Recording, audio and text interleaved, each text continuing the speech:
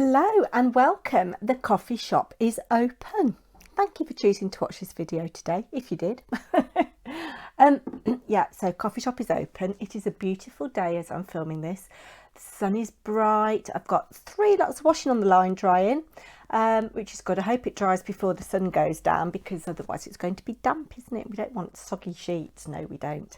Anyway, go and find yourselves a seat. There's plenty of seating inside. There's plenty of seating outside. We've got some umbrellas if you don't want bright sun. And I would normally say at this point, Barry will take your order, but he won't today, and I'll tell you why at the end. So give your order to me. I'm going to pause you in a minute and show you some stuff, so that'll give me time to get your drink. So I hope you'll stay around for the lunchtime rush as well. We've got 2 soups on offer today. The official 15th of September soup is spicy chicken, pea and apricot, and it sounds a very interesting recipe. It's got harissa in it, so it is a little bit spicy. It's got some rice, so quite a hearty meal, I think. And we don't often think of soups maybe as being the main meal of the day, do we? But I have read some research that says soups actually do fill you up for a long time, more than perhaps a meal like a bowl of pasta would, and I don't know why that would be, but they do. So I've got that, and then for those of you that are vegetarian, I'm sorry I haven't got any vegan alternatives today. I've got cauliflower and vintage cheddar. So those are your choices. So grab yourselves a seat and I'll come and get your order for you. I've got some Capri Sun in, and I've got some Iron Brew. I've got different coffee and plenty of tea, so take your pick. Now, it has been a funny old week, hasn't it? And I think it would be very unusual if I didn't mention something that is in the national consciousness at the moment, and that is the death of the Queen. And Mr. Paper&Twine and I had a little bit of an argument last week when she died. He really is a Republican, I think. I wouldn't go as far as to say I'm a Republican, but I'm not a huge royalist either. But I do think that the Queen did a brilliant job of being a fantastic head of state for the last 70 years. And she didn't really seem to put her foot wrong, did she? And whatever your view of the royal family, at the end of the day, she was someone's mum, someone's grandmother, someone's great-grandmother. And obviously it's a very sad time for that family, isn't it? We get a day off. That's opening a can of worms, isn't it? A day off. Yeah, you might not want a day off. I've just discovered that Aldi's going to be closed on Monday. So I'll be glad that I've got a day off, but I don't get paid, so never mind. Hey ho, whatever you're doing on the bank holiday, and I probably will watch some of the funeral because it's a historic moment, isn't it? Whatever you're doing on Monday, I hope that you have a good day. What else has happened? Obviously, I've been back to school, and that was good actually. I've got an interesting timetable. I've got some nice subjects on there, and I've got some art which will make me very happy. Hopefully I'll learn how to draw this year. That'd be good, wouldn't it? But I was so tired after my first couple of days at school. Just getting up at a proper time in the morning and being on my feet for 5 or 6 hours, and living your life to a bell. If you've never worked in a school, you live your life to a bell. And it is a bit like Pavlov's dogs. Oh, the bell's gone, I can go to the loo now. Or the bell's gone, I can have a drink of water now, or whatever, you know. So that takes a bit of getting used to after a summer break. And then Saturday, I went to theatre train for the first time since July. And I had a really lovely time. But again, 3 hours of using my voice when I'm not used to speaking for 3 hours, you know, straight. That was a little bit of an ordeal. And then Saturday when I finished there, we took Ella up to Leeds to start uni, and it was a bit of a bittersweet moment. I'm really pleased for her, and I think she's going to do ever so well. But And I thought I'd be all right with it, having gone through it twice already. But when she put her little key in the door of her room to unlock it, I just got a little lump in my throat. And yeah, and then that was really sweet. We saw our eldest daughter and went out for dinner and drinks, and that was really, really good. But then Monday, back to school, and secret diary of a serial dieter. Now that didn't go too well. And if you don't know what I'm talking about, I've got playlists on my homepage, and there is Secret Diary of a Serial Dieter because I'm trying to lose weight. And yes, I got my comeuppance, shall we say. And I've only got myself to blame. I can't eat and drink what I've ate and drunk the last 4 weeks and not expect to put on a significant amount of weight. So consequently, Tuesday I was feeling very sorry for myself and did very little. I made poor food choices. It was a lovely day. I should have gone out for a walk, but I didn't. I just moped, and no other word for it really. I wallowed in self-pity because I'm fat. Yeah. As I say, I didn't make brilliant food choices. I had a bacon and egg sandwich for breakfast on white bread with tomato ketchup, and then 4 custard creams. Dinner was okay. I had half of a ready meal cottage pie, which was okay, and some broccoli and peas. And I didn't have anything to drink alcohol wise. So yeah, but not brilliant choices. So we're going to try and rectify that. We are. What else has happened? Oh, I've sent some prizes out. So Maddie won second prize in my Glad to Be Alive challenge. Here is what I sent her. So I'm just about to package up the second prize for my Glad to Be Alive challenge, which went to Maddie at Mad Crafter. She's not on YouTube, I don't believe, but I think she has a profile on Craft World. Anyway, she came second, and she informed me that she's going to be giving a lot of this away, which I think is very generous of her. Maybe she doesn't like the stuff, I don't know. Anyway, as with the third prize winner, who was Jenny, she gets a box of 8 by 8. No, she doesn't get a box of 8 by 8. She gets a box of 8 3 by 3 cards in a little box like so. Little ribbon pull to open. I've made the envelopes out of heavy copier paper with a little sticky bit on so she can stick them down like I did for Jenny, but the cards are slightly different. There are some kind of similarities in style. So we've got Professor of Music, Dear Friends, thank you. This was a scrap of paper that I just stamped those little bits on a little stamp that I found fitting in that little space there. Thinking of You, some graphic 45 paper, I think it is. Happy Birthday, gorgeous little drawing that. I didn't draw it. Some layered up ephemera. Be Creative, that's a little Anita Jerem one. And then Seeds of Friendship Bring Flowers of Joy. So those are the 8 cards that I have made. I hope she likes them. Let's close that down. And then, like Jenny, she's also won a box of 6 by 6 papers. There's 50 in here. So I've covered it inside and out. Not as many layers as I did on Jenny's. This is a bit, actually, I liked it at the time, but it's sending my eyes a bit funny this morning. And then inside, I won't flick through, we've got similar to what I put in for Jenny. So we've got Craft Consortium, we've got some Graphic 45 here, Ocean Blue. I think she's actually like blues, I can't remember, but blues, purples, butterflies, more Craft Consortium.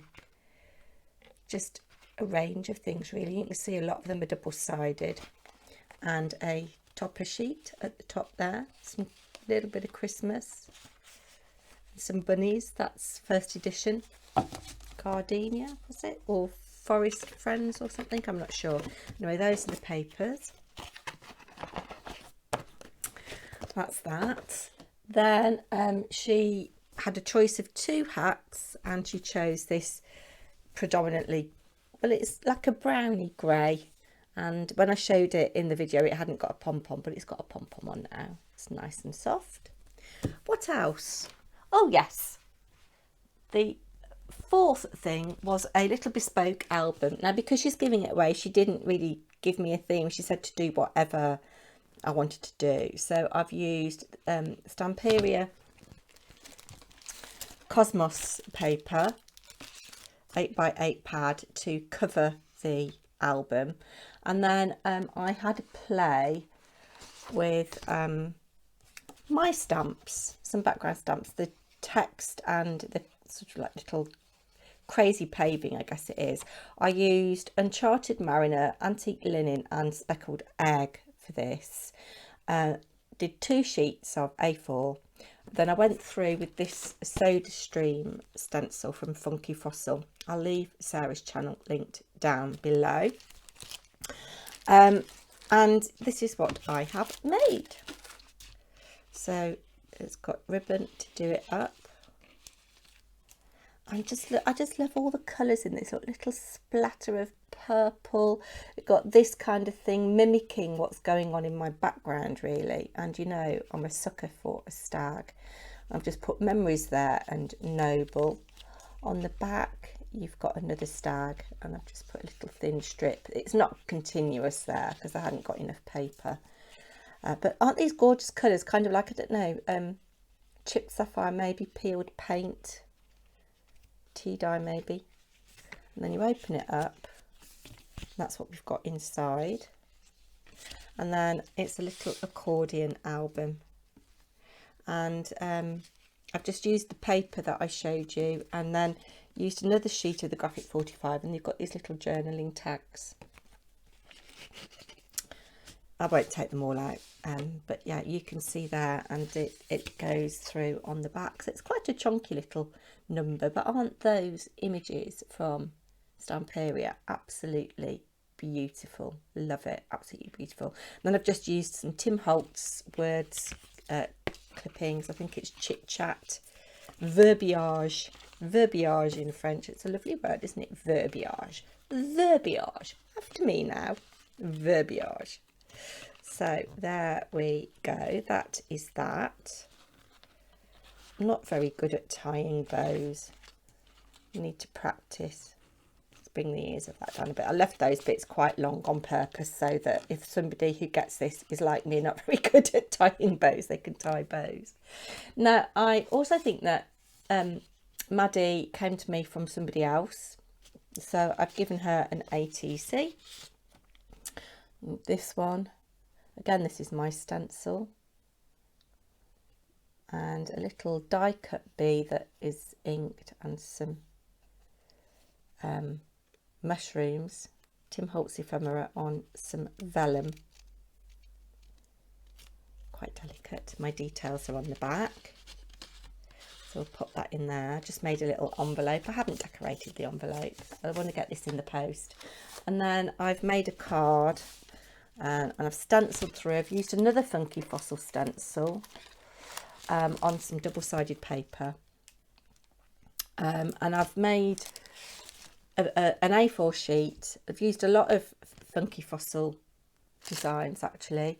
I recently bought, you saw a haul, some A7 stamps, which are ATC sized, and I've used these in the background.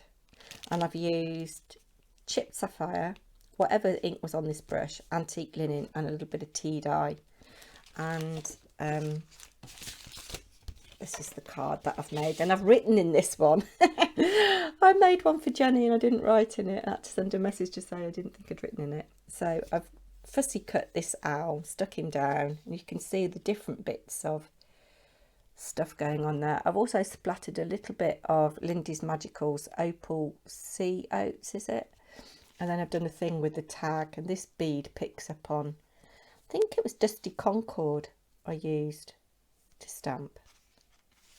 Yeah, So that is the card. So I'm going to package these up for Maddie and hopefully she'll get them soon. And that means now that I can concentrate on Anne Lane's album. I've done her box of papers, I've done her box of cards. You've seen a sneak peek of Jack Frost. I've done his little jacket. So it's just her A to Z of favourites to do. And then that is done. If you could help me out by, if you think I owe you an ATC because you came to me from another subscriber, that would be really, really helpful. Save me, I should have made a note at the time, but it will save me going back through all the videos and comments. But I'm going to get this in the post now. Thanks everybody so much. I'll be back soon. Take care. Bye now. And a couple of people also won ATCs. The first two prizes that I drew, I think I said in that video, were international, and it was only the first prize that was international, and so I said that out of the goodness of my heart I'd send them an ATC. So here are the ATCs that I sent. So I'm sending out prizes for my Glad to Be Alive challenge, and the first two people that I pulled out for third and second prize were overseas, and it was only the first prize that was eligible to an overseas winner. So I said that I would send those two people an ATC. So Marguerite Peden was pulled out first for the third prize, and I've just made a lightweight card because it's going to, I can't remember if it's Canada or the States, but transatlantic anyway. And I've just made a lightweight card. The last flowers of summer, a little bit of vellum in there, a little bit of inking through a stencil. You'll see there's a theme going on. I've made an envelope because this is an unusual size actually, but I think it's quite a nice size. It's a 4 by 3.5 inch card. Just stenciled, as I said, with just some ink that was on my brush. I didn't add any more. And then I'm sending this ATC, which is quite chunky actually, which was made as part of the Hillary from Pink Bubble Cards Alphabet Challenge, and Z was for zigzag. And this is zigzag 1 of 1. So that's going off to Marguerite. And then second prize, I pulled out Linda Holder. Linda has a YouTube channel, so I'll link her down below. I've done a very similar card with a little vellum insert and just done a little frame on the back to hide the workings. Lightweight card again because it's going transatlantic. A little bit of bling, but it's similar to the other one. And then I found this, which I also made as part of the Hillary from Pink Bubble Cards Alphabet Challenge. I think this was O for overlay, or it could have been V for vellum. I can't remember. But yes, I've called that Dreams. Dreams of the sun and the sea and birds, and it's got sand on it. So those are some of the prizes that are going out to my Glad to Be Alive challenge winners. As I say, I'll link Linda down below, and this will go up when I know that they've received them. So thanks again to those people for supporting my channel and entering my giveaway. Only Linda has a YouTube channel, so I will link her down below. Talking of ATCs, I've made a couple this morning. I've been experimenting with some digital kits. So I'm sure a lot of you know Amanda, Scrimping Mommy. I'll leave her link down below. I bought one of her kits, which I was very taken by. I can't remember the name of the kit, but it got butterflies on it. And there was some background papers as well. It was that kind of thing. And I've got some little scraps of ATCs, not ATCs, still scraps of backgrounds. And I thought, oh, I'll make an ATC. So I fussy cut 2 of the moths and backed them. Used a little bit of some of the background paper and inked around it, tore it and inked around it and stuck it on one of my backgrounds. And I'm sorry, the light is not very good, but I've done that. Now I've got to experiment when I've got more time to see if I can resize these, because the sentiments are just a little bit too big. I had to cut that one up, but this little element here is a lovely little bit of something or other that the lovely Jackie D gave me. And as I say, it's on one of my backgrounds. And then on the back, that's one of the background papers. I've just stamped that artist trading card that I showed in a video last week. A little bit of bronze copper stickles and a little bit of twine. That's that one. And then What else? I bought a couple of bits from Antonio makes, and I've got his freebie kit as well, so you don't even have to spend any money. But of course we do like to support our artist friends, don't we? There's just one of the freebie background papers. I get 24 sheets. It's all right, isn't it? I bought a couple of his kits. I bought an ephemera one, and I think it's called Special Photographs, and they're all black and white, the photographs, which are lovely. And I've fussy cut that, so it says people on a scooter, and I thought that Tim Holtz clipping intent upon behaving badly was quite nice. And then the little bright red butterflies are from one of the background papers I've just fussy cut, and there's a little bit of frontage on there. And then these little bits here, you can't really see very well, is Foundry Wax Mind. And then this one I really like, lots of frontage on this one, layering up, fussy cutting again on one of my backgrounds. So it's just to show you that these digital elements, you can apply them in lots of different ways, but if you like doing inky backgrounds like me, they work really well. And again, we've got a little bit of twine and some frontage, cast of characters. I went paper crafting last week, which was fun. Mine looked like a bit of dog's dinner. We were using Julie Hickey's new Christmas release, and that was one card that we did, and we used picket fence distress ink. Now it's interesting, there is only one picket fence. There isn't an oxide or a distress ink, it's just picket fence distress, and we think it's a hybrid. We think it is the first oxide before they developed oxides. But we painted this on and then had to re-stamp it to get the detail, and mine slipped in the stamp platform, so that looks really messy. This is Hazel's stencil, happy birthday stencil, happy Christmas stencil. Boom. So yeah, and this card is like a silvery grey sparkle card, but if you use bleach on it, diluted bleach, you'll get a different colour. It comes out brown. And then this shows really well the picket fence stamping, actually. I'm really impressed with that. And that's one of the Julie Hickey background stamps. And then I love this Joy. She's got fabulous handwriting as Julie Hickey. I'm sure she will have drawn this, but my colouring isn't very good. And actually, you could help me out a bit here if you wouldn't mind.